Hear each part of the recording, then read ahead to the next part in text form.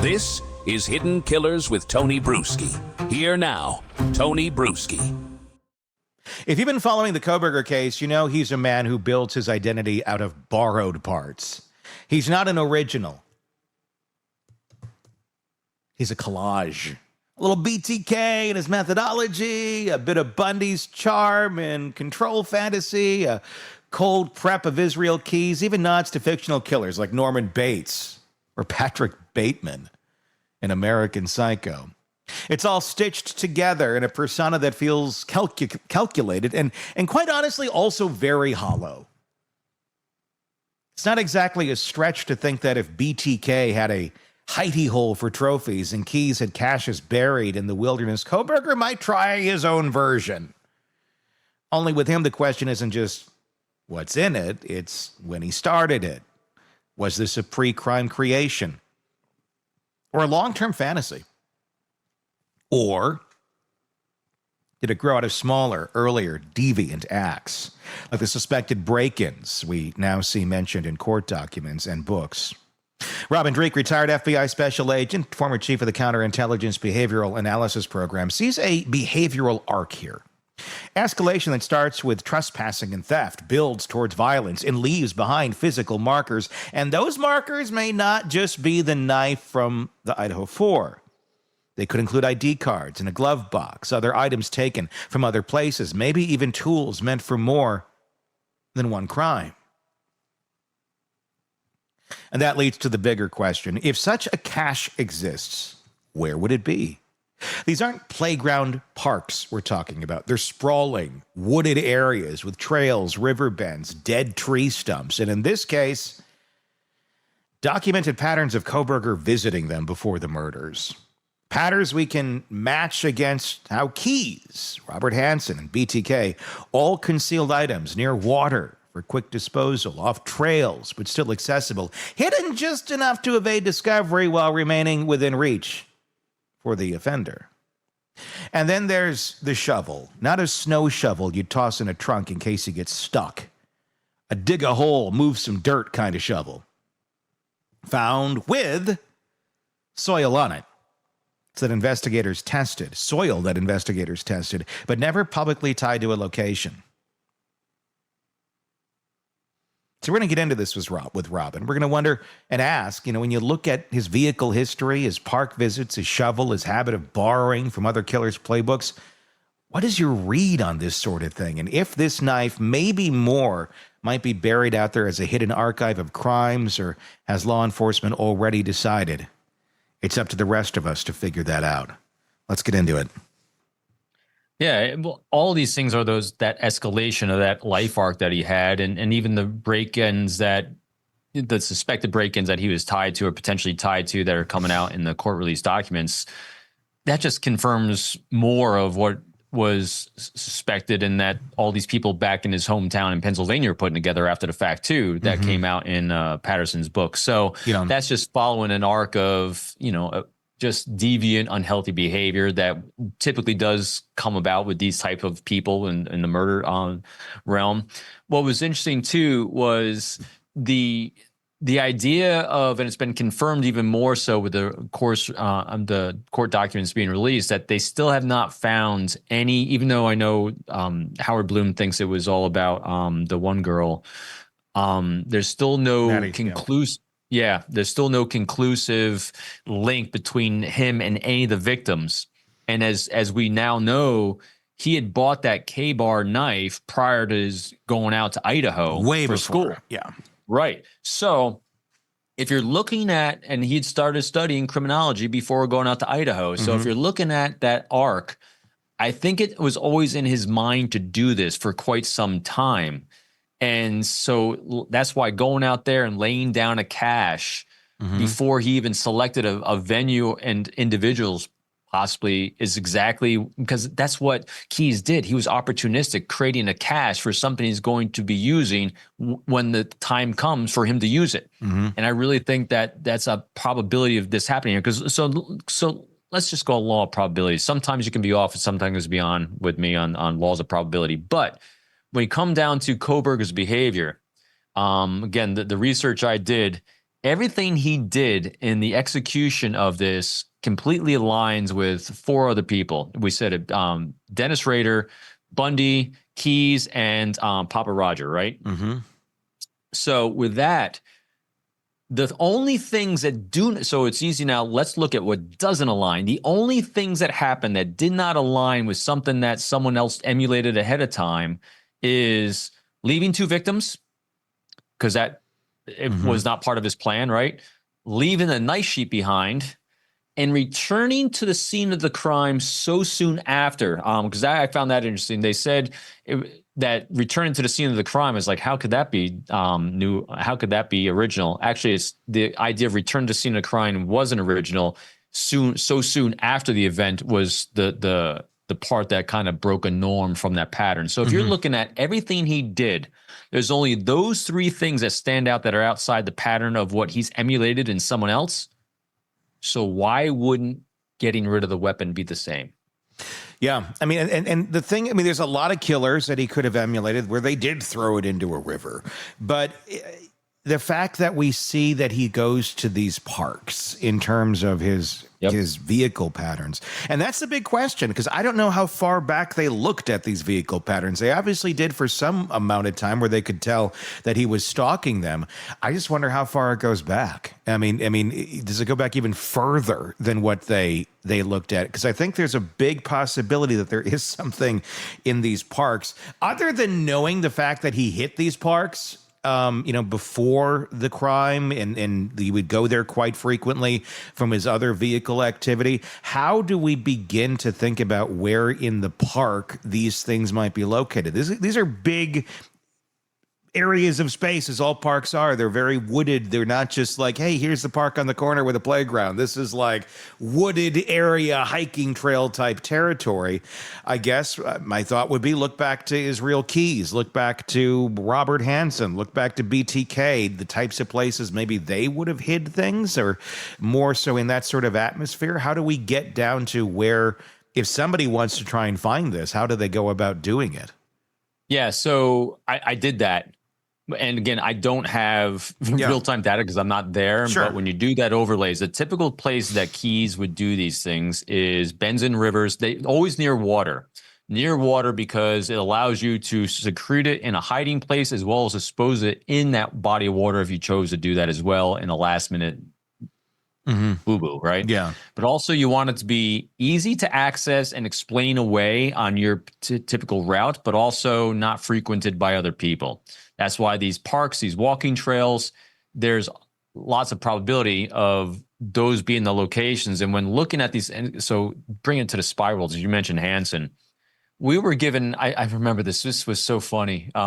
We were given tips by defector sources, high-level Russian defector sources of where they had caches so what happens is when you have a Russian illegal, when a Russian illegal is placed in our country, years and decades in advance of ever being needed, typically what they're doing is they're placed in this country just in case things sour between us and that nation in Russia, and we kick all the diplomats out.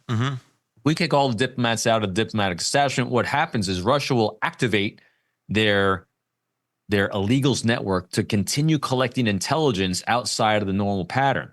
And in order to do that, they have to first go to a cache of cache, information, coding equipment, transmission, a cache of trade craft that allows them to act in those capacities. And actually, we had information that told us where those caches were.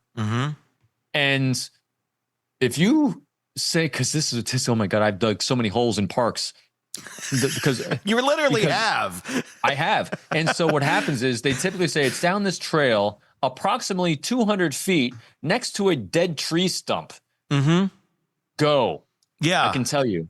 You try digging around a dead tree stump about 200 feet down, you're going to wind up digging 500 holes and not finding anything.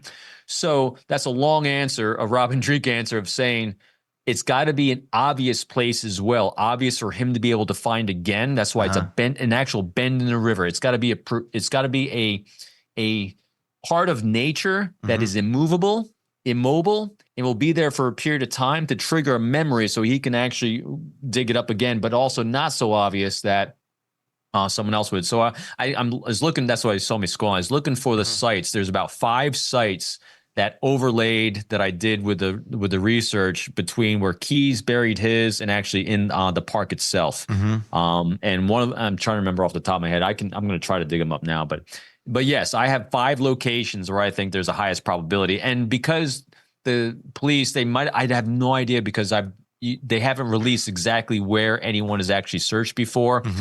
And the challenge, and I know they analyzed the dirt on the shovel that he found, and it was inconclusive on.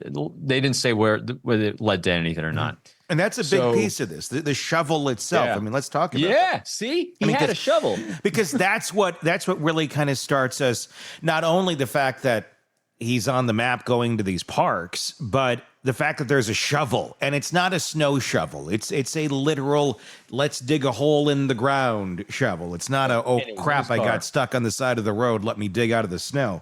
So, and there's dirt. So they did try to do some sort of a evaluation of the soil and compare it to different areas. I don't know that was very conclusive. At least they didn't release it, as far as we know, anything at this moment in time about, this might be where it is. But they clearly had it in their mind. Is this something that they would still be even looking for in an investigative technique or an investigative platform, or is this now pretty much up to the true crime community? If you want to find the knife, the investigation is done. We're not looking for it anymore because it doesn't really matter at this point in terms of prosecution. Boy, that's a tough question. I'm thinking it's going to be up to the true crime community more so, only because law enforcement departments have limited bandwidth. And if you have other things you have to work on, and this guy's already serving 4 life sentences behind the bars, and you already got the conviction, the resources, energy to kind of look for that, it's going to be limited. The other thing too, I wanted to mention too, is you were talking about the cell phone data. I don't know how far back the subpoena went to get the cell phone traffic. A lot, because anytime anytime you're using an intrusive technique like collecting cell phone information, whether content or just triangulation and getting pings, you have to be able to justify to a judge as to this is reasonable amount of time for this. And I don't know if it went back to his entire time since he moved to Idaho. I would think they could probably justify it. If not back then, they could definitely justify now. Just the things we talked about on this podcast right here would be enough for a judge to sign off and get more cell phone data. I would think if they're trying to look into possible other crimes at this point. And that's where I think it's valuable, where it might not be anything. I mean, it'd be lovely to find it, but at the same point, it's not going to affect his life sentence. He's gone. It's there. It's done. What Robin's describing isn't just a hiding place. It's a behavioral signature, a pattern of thinking where evidence isn't discarded. It's curated. If Kohberger built a cache, it would fit right in with his apparent need to emulate the killers he studied. BTK with his hidey hole, Keys with his waterproof murder kits, Hansen with his remote weapon stashes. The location itself would be part of the performance. Remote enough to avoid hikers, close enough for a plausible excuse, and familiar enough to find it again in the dark. It's tempting to think of this as purely academic, a thought exercise for true crime obsessives. After all, Kohberger is serving 4 consecutive life sentences. Prosecutors don't need the knife to keep him there. Law enforcement has limited resources, and hunting for a buried weapon in acres of forest might not rank high on their to-do list anymore, which is exactly why, if it exists, it might sit undisturbed for years. But the stakes go beyond a single knife. If that box or bag contains IDs, clothing, or other items linked to unsolved break-ins or assaults, it's not just about the Idaho 4 anymore. It's about whether his cache could point to crimes that never made headlines and whether anyone is still looking for them. Robin's point about cell data is worth remembering, too. We don't know how far back investigators pulled his location records. Did they map his routes all the way from the day he arrived in Washington, or just the months before the murders? The answer could mean the difference between knowing which spots he visited dozens of times and never realizing they mattered until it was too late. And the shovel? Even without a clear soil match, it's a physical reminder that burying something was at least in his operational vocabulary. It's hard to square that with the idea of him casually tossing a knife in a river and calling it a night. In the end, whether this cache is real or just another dark possibility, it leaves us with the same lingering thought. If it's out there, it's part of the story that he's still telling himself, a secret only he knows for now. And if history, with men like BTK and Keyes telling us everything, secrets like that have a way of leaking out, piece by piece, when the need for attention outweighs the need to keep them buried, if he can stay alive. That's the big question. As I said earlier, Bryan, if you got something to share, you might want to do it now, because you're only going to stay in solitary for so long. And once you're out of that, the future's so bright you got to wear shades, as in, people wearing shades and black to a funeral. Although I don't think many people are going to show up to yours. And probably not in black either. There might be a party going on that scene. Tell me what your thoughts are in the comment section on YouTube, if that's where you are right now. If you've not joined us on YouTube yet, please check us out there. Search Hidden Killers with Tony Bruschi. You can, of course, also get us wherever you get podcasts. Do that same search there and press subscribe so you don't miss any of our coverage on this case and the many that we cover for you right here at the Hidden Killers podcast and True Crime Today. But let us know your thoughts in the comment section. Really looking forward to that. Until next time, my name's Tony Bruschi. We will talk again real soon. Want more on this case and others? Then press subscribe now and don't miss a moment of true crime coverage from Tony Bruschi and the Hidden Killers podcast.